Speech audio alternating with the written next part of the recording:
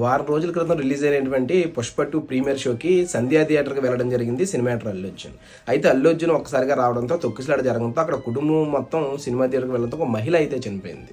మహిళ భర్త యొక్క స్టేట్మెంట్ ఆధారంగా అక్కడ ఉన్నటువంటి పోలీసులు ఏ1గా అల్లు అర్జున్‌ని, ఏ2గా సంధ్యా థియేటర్ యాజమాన్యాన్ని, ఏ3గా ఉన్న సెక్యూరిటీ ఇన్ఛార్జ్ మీద అయితే ఎఫ్ఐఆర్ నమోదు చేయడం జరిగింది. ఇప్పటికే సంధ్యా థియేటర్ యాజమాన్యం అలాగే ఏ3గా ఉన్నటువంటి సెక్యూరిటీని రిమాండ్ విధించడం జరిగింది. అనూహ్యంగా నా తప్పేమీ లేదు. నేను 2 రోజుల ముందే స్థానిక పోలీస్ స్టేషన్‌లో పర్మిషన్ తీసుకున్నాను. అలాగే సంధ్యా థియేటర్ యాజమాన్యం కూడా నేను వస్తున్నానని ముందుగానే చెప్పాను.